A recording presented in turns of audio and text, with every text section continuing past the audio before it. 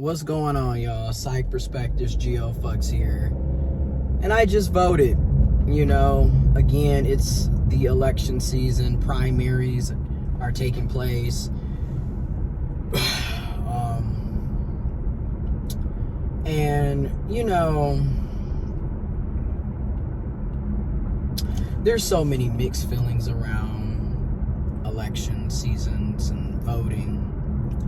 I personally have been a registered voter since October 2010. I turned 18 in 2010. My grandfather, my papa, he made sure to get me registered to vote.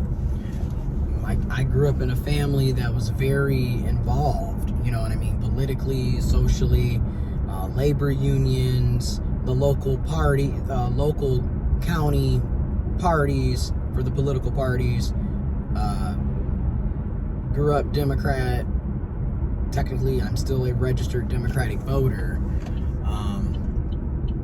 However, as time has gone on, I definitely identify more as being a left-leaning progressive liberal. You know,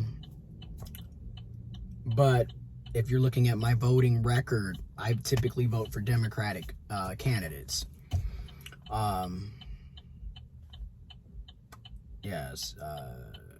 Democratic and Green Party. Those are like the two main ones that I typically vote for, and just being completely honest.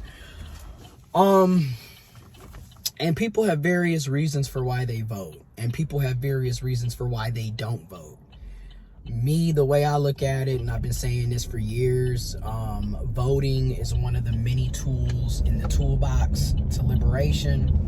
It's not the only tool. It's not the only way to fight for justice, freedoms, rights, representation, what have you.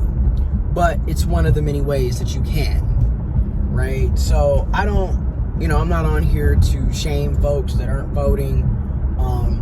I'm not on here to shame people who went to vote today and voted uncommitted. I understand why people vote uncommitted, especially with everything going on. You know, we literally have a genocide that's been going on for nearly 5 months.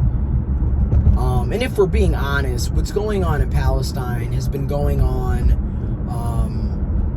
since 1948. So that's the out cold part. The suffering, the genocide, the killings, the denial of humanity, resources, rights, freedom, land, food, shelter has been denied to the Palestinian people for 76 years. Okay, 1948 is 2024. So it's sad that this is how things are.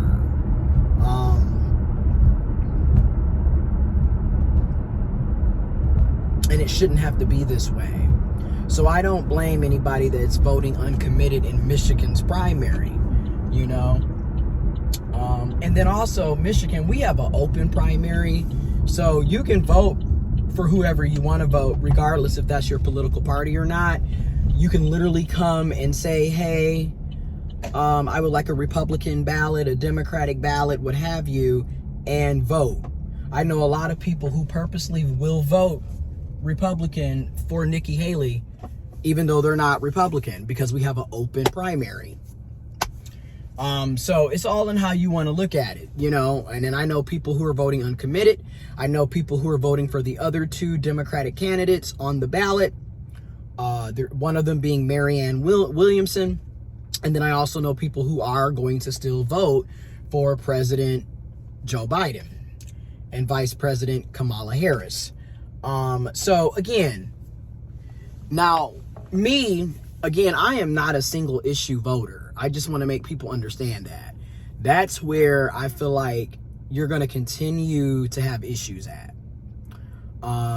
Because you can't, in my opinion, for me, I am not a single issue voter.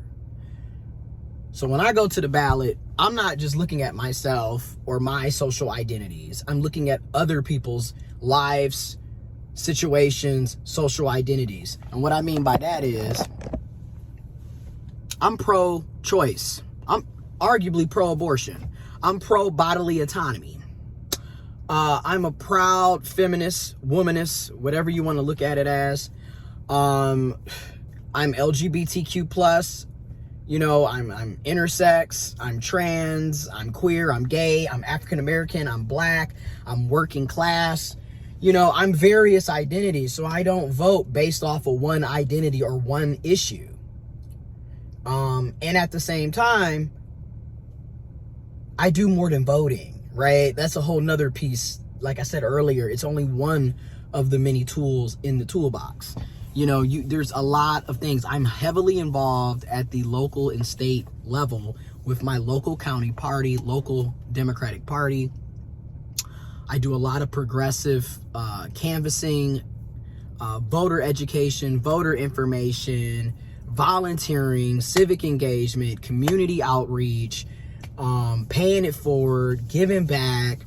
I do a lot in my own community. So it's, you know, I donate time, energy, resources, money, you know what I'm saying? So I do a lot more than just go to the ballot. And then there's going to be people who are not, you know, they get on social media and that's their form of exercising their voice, their First Amendment right. That's their form of being politically involved or socially aware, excuse me. And again, to each his own. Do what works for you at the end of the day. But there's so many issues. I mean, again, there's so many anti-LGBTQ+ and anti-transgender legislation being passed from state to state to state to state. When you look down south, all the Republican states essentially are telling you, if you're a person of color, if you're a woman, if you're trans, if you're LGBTQ+, if you're poor, you're working class, you're working poor, if you're a immigrant, you know, if you have a vagina, ovaries, you know, they're basically telling you that in your face. You know, you can't go to the bathroom if you're trans in various states down south. You know, so again, it's various things going on top of the ongoing genocide that's taking place in Palestine.